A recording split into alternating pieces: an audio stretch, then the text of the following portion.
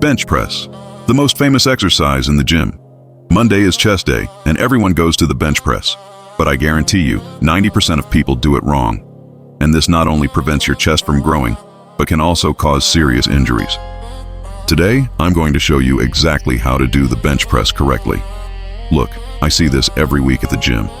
Guy putting 3-4 weight plates on each side, barely able to lift the bar from the rack, does half a repetition, and thinks he's training his chest. He's not. He's training his ego. And worse, he's destroying his shoulders in the process. The bench press is the king of chest exercises. When done correctly, it builds muscle mass in the pectoralis major, develops strength in the shoulders and triceps, and increases your overall pushing power.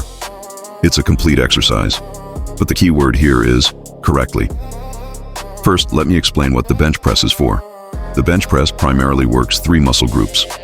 First, pectoralis major, especially the middle and lower portions. Second, anterior deltoid, the front part of the shoulder. Third, triceps, especially in the final phase of the movement. When you do the bench press correctly, these 3 muscles work in synergy to push the weight. But the bench press does more than that. It develops core stability, strength in the scapular stabilizing muscles, and neuromuscular coordination. That's why powerlifters and strength athletes use the bench press as the basis of their training. It's not just aesthetics, it's functionality too. Now let's get to the mistakes, and believe me, a lot of people are doing it wrong. I'm going to show you the 5 most common mistakes I see every week at the gym, and how to correct each one. Mistake number 1, lowering the bar in the wrong place. This is the most common and most dangerous mistake. The guy lies down on the bench and lowers the bar anywhere, sometimes on the neck, sometimes down near the stomach. And this completely changes the biomechanics of the exercise. When you lower the bar too high, near your neck, you put absurd stress on your shoulders. Your shoulders are in a vulnerable position with excessive internal rotation. It's an injury waiting to happen. Rotator cuff tendinitis, bursitis, shoulder impingement. All of this comes from lowering the bar too high. And when you lower it too low, near your stomach, you lose tension in your chest. The movement becomes more like a decline press. You may even feel it working, but it's not efficient for developing the middle pectoral. The solution is simple. Lower the bar to nipple level. That's right, nipple line, or slightly below. In this position, your shoulders are at a safe angle, approximately 45 degrees of abduction. Your pectoral muscles are in the ideal position to generate force, and you achieve maximum range of motion without risk. Error number 2, opening your elbows too much. Another classic mistake. The guy opens his elbows 90 degrees, forming a T with his body. It looks good, it looks like he's opening his chest, but in practice, it's a disaster. Elbows at 90 degrees put maximum stress on the shoulder joint. You're asking for injury, and worse, in this position, you lose strength. Your pectoral muscles can't generate maximum power because the biomechanics are all wrong. The solution, elbows between 45 and 60 degrees, not completely glued to the body, but also not open like an airplane wing, in an intermediate position. At this angle, you protect your shoulders and maximize pectoral activation. It's science, not opinion. Error number 3, not retracting the scapulae. This one is technical, but it makes all the difference. Most people simply lie on the bench and start pushing. They don't create a stable base. And without a stable base, you lose strength and increase the risk of injury. When you don't retract your scapulae, your shoulders become loose and unstable. You compensate by using other muscles. Your trapezius muscle gets involved, your deltoid works too hard, and your chest works too little. It's inefficient and dangerous. The solution, before lifting the bar from the rack, you need to retract your shoulder blades. How do you do that? Imagine you're trying to hold a pencil between your shoulder blades. Pull your shoulders back and down. Create that natural arch in your lower back. Chest up, shoulders back. When you do this, you create a solid base. Your shoulders are protected, locked in a safe position, and you can generate much more force because you're using the correct body mechanics. Retracted shoulder blades are the foundation of the perfect bench press. Mistake number 4, doing partial range of motion, half a repetition. This is ego speaking louder than reason. The guy puts on too much weight, can't get it down to his chest, makes that 5-centimeter movement, and counts it as a repetition. Partial range of motion means partial gain. Your muscle grows when you put it under tension through its full range of motion. If you only do half reps, you only develop half the muscle. It's that simple. And there's more. Half reps usually mean compensation. You use momentum, swing your body, arch your lower back too much. All of this takes the focus away from the chest and puts it on other muscles. The result? Less gain, more risk. The solution? Always touch the bar to your chest. Always. You don't need to hit it hard. You don't need to bounce. But the bar needs to touch your chest lightly, in line with your nipples. And then you push until your arms are fully extended. That's a true repetition. I'd rather see you bench pressing 60 kilos with a full range of motion than 100 kilos doing half reps. The 60 kilos will give you more results, more muscle development, and less risk of injury. Leave your ego aside. Error number 5. Uncontrolled speed. This error has 2 versions. Version 1. The guy drops the bar, lets it fall on his chest. Boom. Uses the elastic reflex to push it back. Version 2. The guy lifts the bar like a rocket, locks his elbow forcefully, completely out of control. Both are terrible. When you release the bar quickly, you lose muscle tension. Muscles need time under tension to grow. If you only use the thumping reflex, your muscle works less. In addition, you can injure your sternum and ribs. I've seen guys crack ribs doing this. And what about when you lift too quickly and lock your elbows forcefully? You put stress on the joints. Elbows and shoulders suffer. And again, you lose muscle tension because you're using momentum instead of controlled force. The solution: control both on the descent and the ascent. Lower in 2 to 3 seconds in a controlled manner. Feel the bar lightly touching your chest. Explode on the ascent, but still in a controlled manner. And at the top, extend your arms without locking your elbows violently. Maintain a microflexion. Maintain tension. Now that you know the mistakes, let me teach you the perfect execution of the bench press, step by step. Pay attention because every detail matters. Step 1. Positioning on the bench. Lie on the bench with your eyes aligned with the bar. Your eyes should be directly below the bar when you look up. This is the ideal position for removing the bar from the rack without needing to exert unnecessary force. Your feet should be firmly on the ground.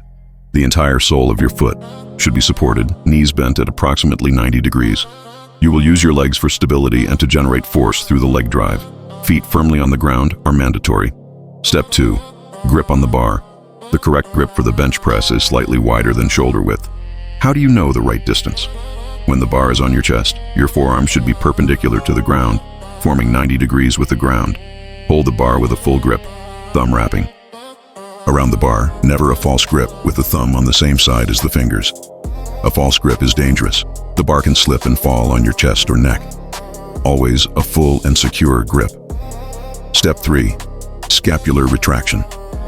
Before lifting the bar, pull your shoulders back and down. Imagine holding a pencil between your shoulder blades. Chest up, shoulders back. Create that natural arch in your lower back. This arch is not exaggerated, it's natural. You should be able to reach under your lower back, but not your entire arm. Step 4. Remove the bar from the rack. Using arm strength and a little help from your partner if necessary, remove the bar from the rack and position it on your chest. Arms extended. Lock this position. Take a deep breath. Prepare your body. Step 5. The descent. Inhale deeply, hold your breath, and lower the bar in a controlled manner to the nipple line. Elbows form a 45 to 60 degree angle with your body. Count 2 to 3 seconds on the descent. Keep your shoulder blades retracted the entire time. Keep your core engaged. The bar lightly touches your chest. It doesn't hit, it doesn't bounce, it touches. You feel the connection but don't lose muscle tension, and you're already preparing to push back up. Step 6. The ascent. Now it's time to explode. Exhale as you push the bar upwards. Push with force but in a controlled manner. Don't let your elbows open too wide. Keep them at the correct angle. Push until your arms are almost fully extended, maintaining a slight bend in your elbows. At the top of the movement, squeeze your chest. Voluntary contraction. This maximizes the recruitment of muscle fibers, and it prepares you for the next repetition. Step 7. Breathing and repetitions. The correct breathing is: inhale on the way down, hold briefly at the bottom, exhale on the way up. This technique is called Valsalva, and it increases core stability and pushing power. Do all repetitions with the same technique. It's not okay to do the first 3 perfectly and the last 3 horribly. If you can't maintain the form, the weight is too heavy. Reduce the load, maintain the technique. Now some extra tips that will make your bench press explode. First tip, leg drive. This is a technique where you push the ground with your feet while pushing the bar. It sounds strange, but it works. You generate more force, more stability. Try it in the next set. You will feel the difference. Second tip, vary your grip from time to time. A slightly wider grip activates the outer portion of the chest more. A slightly narrower grip activates the inner portion and the triceps more. Don't change it every week, but you can vary it each mesocycle. Third tip, use chest pauses. Every few weeks, do some sets with a 1 to 2 second pause on your chest. This eliminates the elastic reflex and forces your chest to work hard in the concentric phase. Builds brutal strength. Fourth tip, don't lock your elbows at the top. Leave a slight bend. This maintains constant tension in the muscle and protects the elbow joint. Muscles under constant tension grow more. Fifth tip, train with a partner whenever possible, especially in heavy sets. A good partner ensures safety and can help you do that last forced repetition that makes all the difference. And look, I'm going to tell you a truth that many people don't want to hear. Bench press is not mandatory. That's right. If you have shoulder problems, if you feel pain when doing bench press even, with perfect technique, it's okay not to do bench press. There are dozens of other excellent chest exercises: incline bench press, dumbbell flies, push-ups, dumbbell press. No exercise is irreplaceable. The important thing is to train safely, with technique, and with consistency. If the bench press works for you, great. Use the tips in this video and you'll see your chest explode. If it doesn't work, no problem. Find the exercises that work for your body. Now, quickly recapping the main points. Mistake 1, lowering the bar in the wrong place. Solution, nipple level. Mistake 2, opening the elbows too wide. Solution, 45 to 60 degrees. Mistake 3, not retracting the scapulae. Solution, shoulders back and down, chest up. Mistake 4, partial range of motion. Solution, always touch the chest. Mistake 5, uncontrolled speed. Solution, 2 to 3 seconds descent, controlled but explosive ascent.